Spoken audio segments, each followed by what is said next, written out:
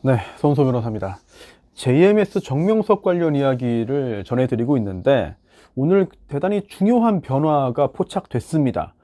지금 진행되고 있는 정명석 2차 형사재판, 사실 지난 주말에 말씀드린 것처럼 대단히 많은 변호사가 지금 변호를 하고 있잖아요. 그런데 이 변호사들의 어떤 그 변동이 있습니다. 오늘 이제 발견된 건데요. 이렇게 큰 사회적 문제가 이제 불거졌고 많은 사람들이 관심을 갖는 이때에 저도 뭐라도 하나 도움을 드리기 위해서 이렇게 좀 시간을 내 가지고 이것저것 좀 찾아보는 중인데, 오늘 도대체 어떤 변화가 있는 거냐, 이거 보면은요, 자 날짜를 한번 보시죠. 날짜가 자 3월 13일 오늘입니다. 오늘 제출된 서류가 두 개 있습니다. 하나는 법무법인 땡땡의 열람 및 복사 신청이 제출됐습니다. 자, 이거는 그 기록을 내가 보고 복사해서 오겠다, 이거를 좀 신청한 겁니다. 자, 그리고 또 하나 제일 마지막에 있죠, 제가 표기한 거. 또 다른 법무법인에서 담당 변호사 지정 철회서를 제출했습니다. 이게 뭐지? 열람 및 복사 신청 제출은 그 법무법인이 이제 이 사건 변호 잘 하기 위해서 기록을 보고 자료를 보고해야 되니까 저 복사 좀 해주세요, 가져가겠습니다, 이렇게 말을 한 거고, 큰 문제 없어요. 정상적인 변호를 하는 겁니다, 그 사건에서.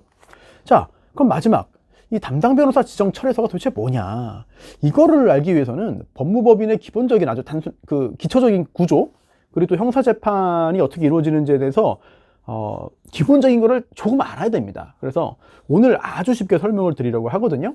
오늘 월요일이잖아요. 오늘 제출됐습니다. 이 말은 아마도 주말 동안 내내 뭔가 논의가 있었던 것 같아요. 그래서 의견을 모으고 준비를 한 다음에 오늘 곧바로 9시 되자마자 뭐 한 게 아니냐, 이런 생각이 드는데, 자, 형사소송에는 피고인이 있죠. 피고인이 재판을 받는 사람입니다. 이 사건에선 정명석이죠.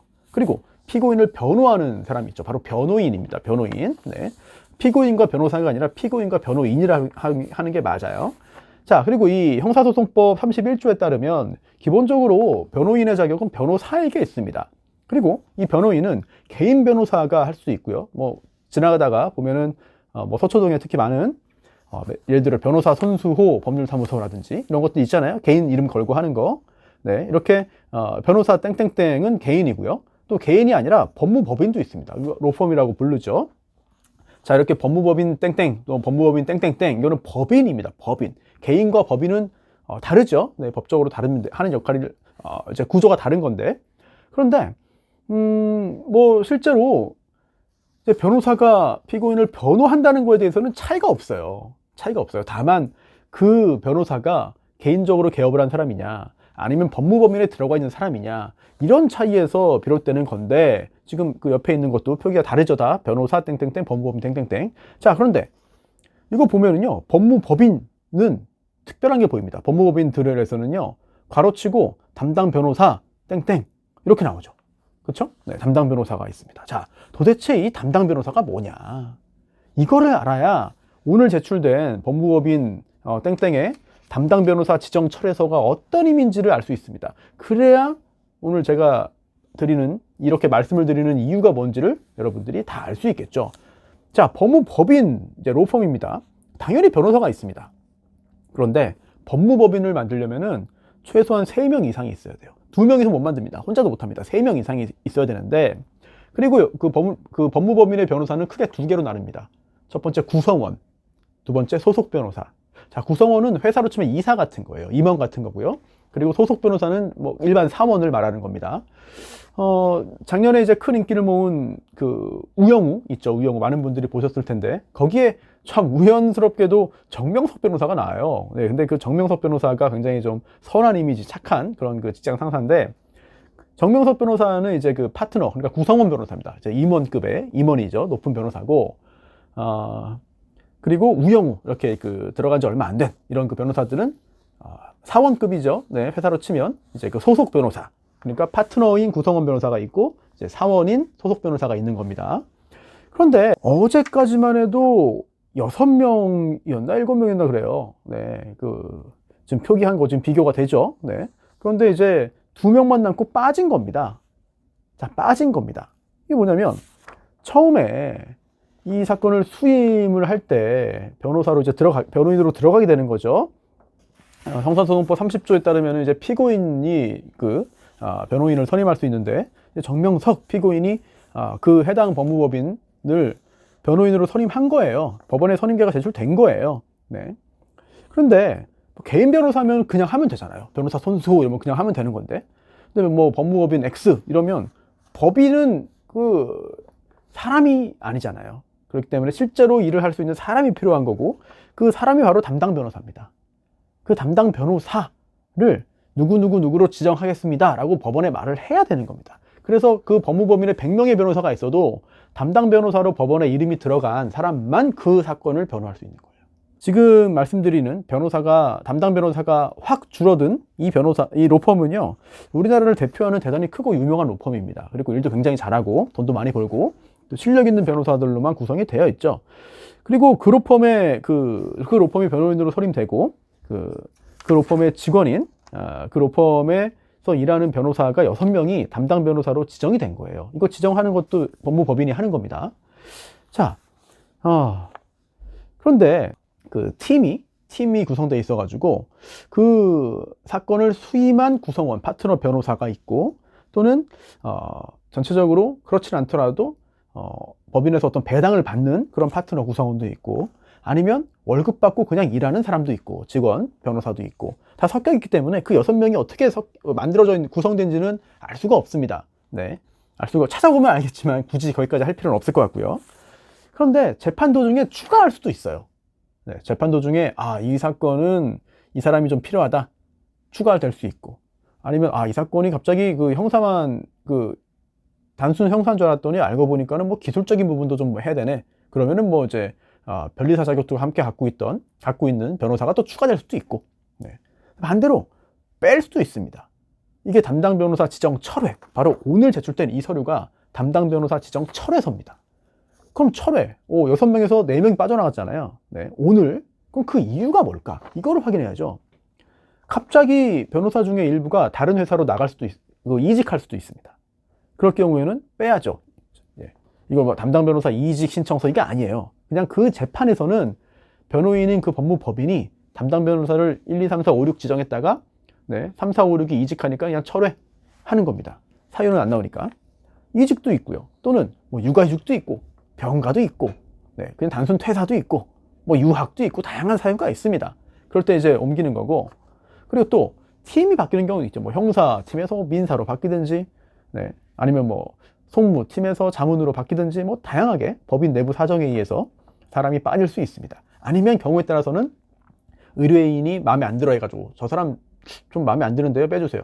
뺄 수 있는 거고, 아니면 일을 잘 못해가지고 그 사건을 주도하는 이제 그 파트너가 딴 데로 보내든지, 이 사건에서 빼든지, 또 의뢰인과 그 변호사가 갈등이 생기고 싸워가지고 어쩔 수 없이 빼든지, 다양한 가능성이 있어요. 자, 그런데 시기적으로 볼 때, 그리고 한꺼번에 4명인 걸 볼 때, 아마도 이 JMS 정명석 사건과 직접 관련이 없는 변호사들이 아닐까라는 짐작이 듭니다. 즉, 첫 번째, 그 4명의 변호사들도 모르게 이름만 딸려 갔을 수도 있어요. 그렇죠? 뭐 관행상이든, 아니면 우리가 이렇게 많은 변호사를 넣어가지고 열심히 해줍니다라고 보여주기 위한 허세, 또는 뭐 위세, 뭐 위력 과시, 상대방에 보여주는 뭐 이런 걸 수도 있고, 이 사건에서는 아니겠습니다만, 그래서 뭐 그 팀 전체를 그냥 당연히 다 넣는 걸 수도 있겠고요. 그런데 그렇게 했는데 논란되니까 빼달라고 했거나, 그 변호사들이, 아니면 알아서 빼줬거나, 가능성 충분히 있죠. 네. 또 두 번째, 아니면 전부 다 이 사건 알고 투입돼가지고 일 열심히 했던 건데 논란되니까 이제 좀 빼주세요, 저 못하겠습니다 라고 이야기해서 빠졌거나.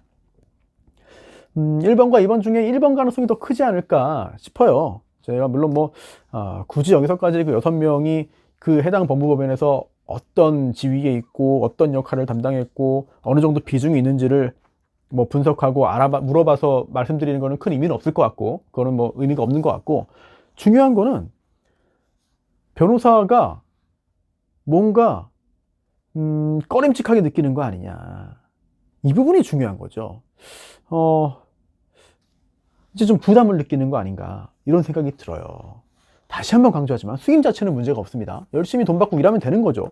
돈 많이 받고 변호하는 거 문제 없고, 명성을 위해서 또는 뭐 이목을 끌기 위해서 변호하는 거 역시 문제가 없고, 뭐 지인 부탁 받고 해주는 것도 문제가 없고, 또 억울한 의뢰인이라고 확신해가지고 내가 누명 벗겨주겠다, 문제 없습니다. 다만 이제 교인이기 때문에 내가 무조건 변호한다, 이거는 약간 문제가 있죠. 왜냐, 고소인, 뭐 피해자, 증인 등등이 여러 명이 있는데, 이거 막 억지 공격을 하고, 뭐 과도하게 매도하고, 이상한 걸 통해서 사생활 폭로하면서 뭐 이렇게 나쁜 사람 만들고 미친 사람 만드는 그런 공격을 한다면 그건 잘못인데, 그럴 가능성이 있어요. 정말 순수하게 업무로 접근하는 게 아니라 이렇게 교인으로서 뭔가 신앙심에 의해서 교주를 지키기 위한 접근을 하는 변호사는 그렇게 잘못된 행동을 하고 뭐 증거 위조를 할 위험도 있는 거죠. 그게 걱정이 되는 건데, 어쨌든 법적으로 문제가 없는 변호 활동이라 하더라도, 그런 경우라 하더라도 대부분 그렇겠습니다만, 사회적인 비난은 감수할 수밖에 없습니다.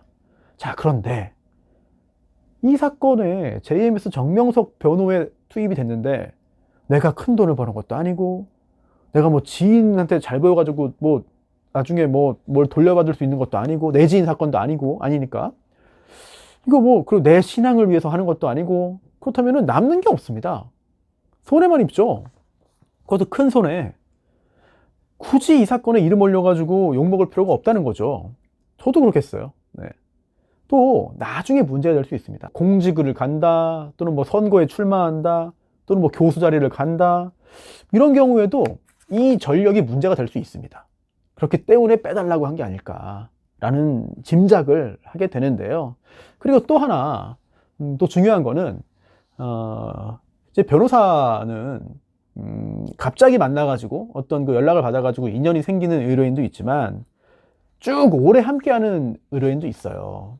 뭐 단순 개인일 수 있지만, 또는 기업체, 또는 뭐 이제 회사를 경영하는 오너일 수도 있는데, 와, 정명석 사건에 이름을 올리고 정명석을 변호한 변호사?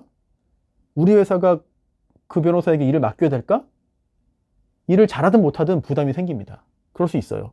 그리고 또 그 회사 입장에서도 나중에 그 회사의 또 고객이 문제 제기할 수 있습니다. 아니, 뭐야, 우리랑 거래하는 저 회사가 정명석 변호한 사람이랑 일을 하네? 우리도 괜히 이거 안 되겠다, 엮이면 안 되겠다, 라든지, 아니면 정통 기독교를 이제 아주 세게 믿는 그런 분들 입장에서는 아예 그냥 이런 거 정명석 JMS 근처도 가기 싫으니까, 네, 몇 달이 건너서 연결된 것도 아주 알게 되면은 싫어할 수 있거든요. 그렇기 때문에 현재 의뢰인을 고려해서 아예 여기서 빠져나갈 수 있고, 아니면 앞으로 혹시라도 뭔가 문제가 생길 수 있으니까 이제 정명석 JMS 관련된 사건에서 이름을 빼달라라고 했을 수도 있습니다. 네. 그래서 오늘 이 담당 변호사 지정 철회서가 제출이 됐어요. 이건 철회를 하면은 철회가 되는 겁니다. 네. 그렇다면 이제 오늘 빠져나간 이 4명의 변호사는 더 이상은 이 법무법인 땡땡, 물론 법무법인 땡땡에 당연히 남아있지만 이 사건에서는 이제 손을 뗐다, 이런 거고, 남아있는 2명의 변호사는 계속해서 이 사건 업무를 한다 라고 보시면 되겠습니다. 자, 오늘은 우연히 발견한 거거든요. 제가 좀 궁금해서 찾아보다가 우연히 발견한 겁니다. 앞으로도 이런 변화가 좀 생기면 말씀을 드리겠고요.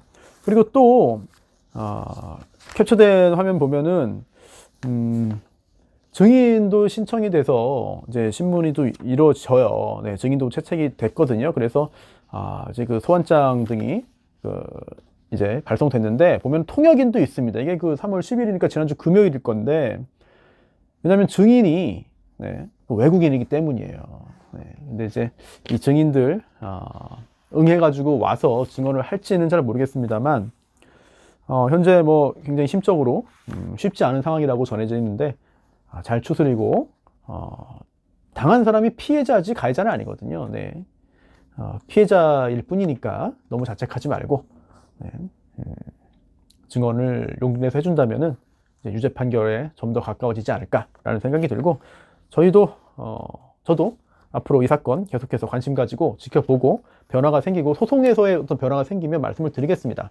제가 뭐 당사자가 아니고 직접 뭐 취재하는 게 아니기 때문에 한계가 있습니다만, 그래도 업무하면서 조금씩 이제 그 시간 내 가지고 확인한 다음에 변동사항이 있으면 다시 한번 말씀을 드리겠습니다.